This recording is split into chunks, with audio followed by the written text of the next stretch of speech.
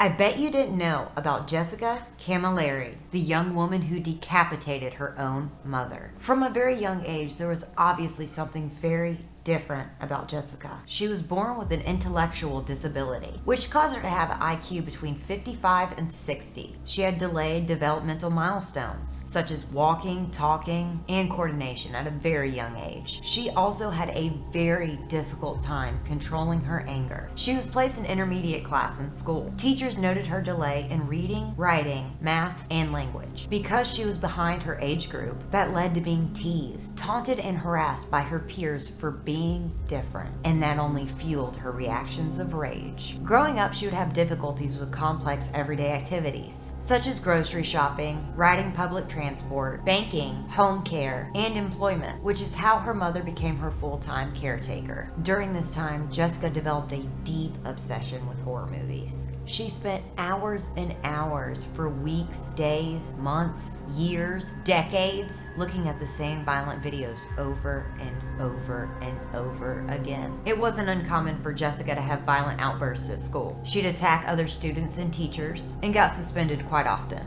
The altercations were almost always with other girls. But on one occasion, she bit a male student, and when they tried to pull her off of him, she refused to let him go with her teeth. Jessica also developed an obsession with calling phone numbers repeatedly, sometimes up to 100 times a day. Jessica became obsessed, calling the numbers of the staff of a Victorian meat company, and even developed a crush on the owner, Matthew Layfield. She then moved on to calling Matthew's wife and sister-in-law, and she would call them just to threaten them, saying she was going to cut their heads off with a chainsaw and flush their heads down a toilet. Matthew finally called Jessica's mother, Rita, and told her it was getting out of hand and it had to stop. Rita had spent all of Jessica's life trying to calm the war that Jessica created around her, apologizing for Jessica's violent and irrational behavior, and trying to get Jessica under control. She took care of her, housed her, and never once did Jessica seem grateful for this. Rita put Jessica through extensive therapy and had her try many different medications. She would literally do anything that she could to try and help her daughter. The day of the murder, Jessica accused her mother of paying attention to another family member more than her. She also claimed that her mother had humiliated her in front of a man, but he was merely walking past them in the parking lot. They visited Jessica's sister's home, and the tension continued to build. They left early because Jessica kept lashing out at Rita. As the night went on, Jessica asked her mother Rita to call a doctor, but when the doctor arrived, she left very quickly because she said she was in fear for her life.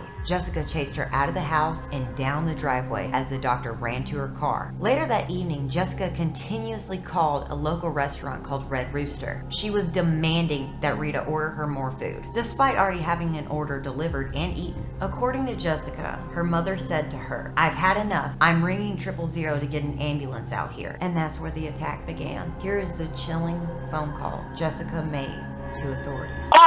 Hello, this is Alison from Police Emergency. We just received a call from this number. Yes, I need you to get the ambulance and the police out here immediately. To which address? Please come. I need you. This is our immediate life or death situation. Which suburb or town is that in? St. Clair. Okay, St. so Clair. St. Clair, and what's the nearest crossroad, please? What's the nearest one? Listen, can you talk to the neighbour? I'm flustered. Can you just talk to him? Could you? Because my hand's bleeding. Yeah. Thank you. Can you talk to him? Oh, my finger's broken.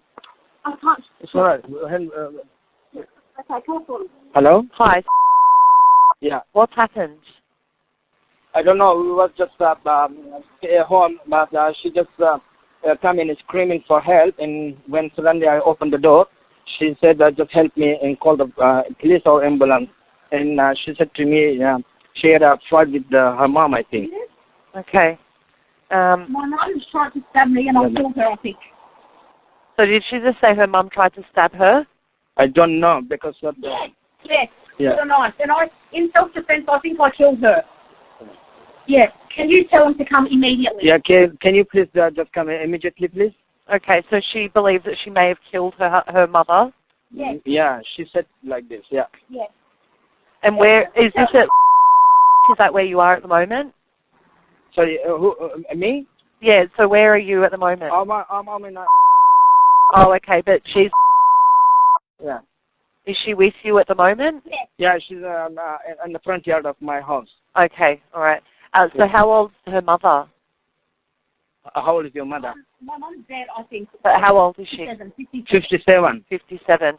So is she not conscious? Nah. I stabbed her because she tried to kill me. Okay, and you didn't check if she was breathing? No, we can't Could you go come to there. the house? There's a kid in there. Could you come with me, please? No, I can't go. Sorry about that. Nah. Okay. There's a kid, Okay. a 4-year-old kid Yeah, on no. his own in the house. And is her mother severely bleeding? No, because we didn't go to her house because I'm outside of my house because I can't go there. Okay. Yeah, please. Okay, so do you know what the lady's name is? And my fingers are broken. My Yeah, fingers are broken. her mother was just his name, her name. Jessica Camilleri. Is that your name? Is that the lady's name who called? Yes, yes. Can I talk to her? Lady, can you hear me? Yes, I can. Your name's My Jessica? My fingers are broken. Okay. Mum has had enough of me because I admit I've been a challenge, and this ongoing thing's been going for months anyway. She had enough of me. She grabbed me by the hair and dragged me from my room all the way to the kitchen, and she got a knife and she tried to stab me with it, and I grabbed the knife off her because I thought she was going to stab me, so I stabbed her back. And I was so heated up with anger, I just kept stabbing and stabbing and stabbing her, and I took off her head. Her head is, I ran to my neighbour, not this neighbour, my other neighbour before this one, who's on the other side. He was at work. I told him to call the ambulance and the police immediately. He's going to do so, but no one's at home because everyone in the family is at work now. Okay. So he wasn't much help. He said, all I can do is I'll call the police and the ambulance to my address, and I thought it was going to take a bit of time, so I ran to my other neighbour on the other side. Okay. And I had my mum's head in my hand. I know this sounds insane, but I was taking it for evidence to show the neighbour. In the struggle, in the frustration, I didn't know what I was doing. I cut her head off. I chopped her head off with a knife.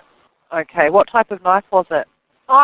There was all sorts of knives. There was about 7 knives I was stabbing her with. A few of the knives broke. When that knife broke, I got another one and did the same. Where's the knives now? They're all in the kitchen. There's blood everywhere. There's blood everywhere. Yeah. And you're outside the house? Yes. The ambulance and the police have rocked up. Do you want to stay on the phone? No, that's okay. What's your phone number, Jessica? Look, you're better off. This is my mum's phone number, but my mum's not here anymore, okay? She's gone. Okay, what's your date of birth? October 12, 1993. Over here.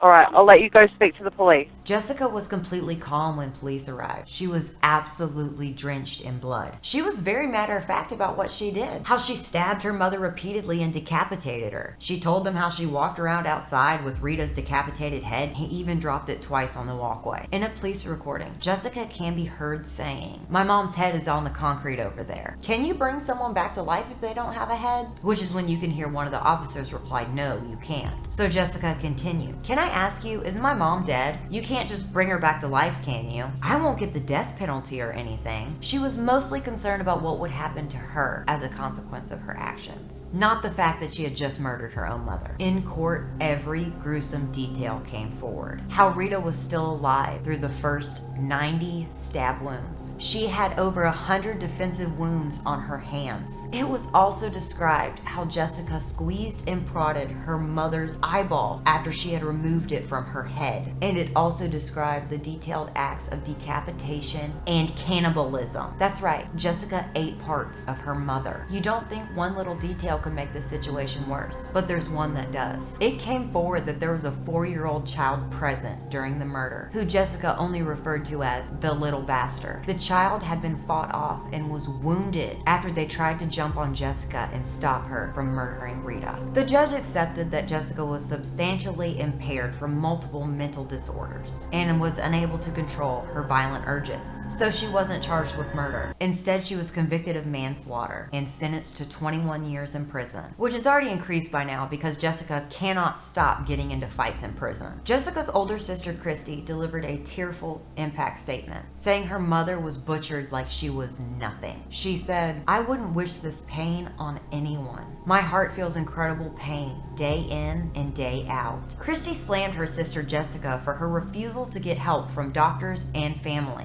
She said it was Jessica's own decisions that led her to where she was. She also said, "My mother was taken from me by the selfish hands of my own sister. She was butchered and killed like she was nothing, all because of a fit of rage. The aftermath of the events that occurred that day have left myself, my family, my son, and anyone who had the absolute privilege of knowing my mother in an absolute loss."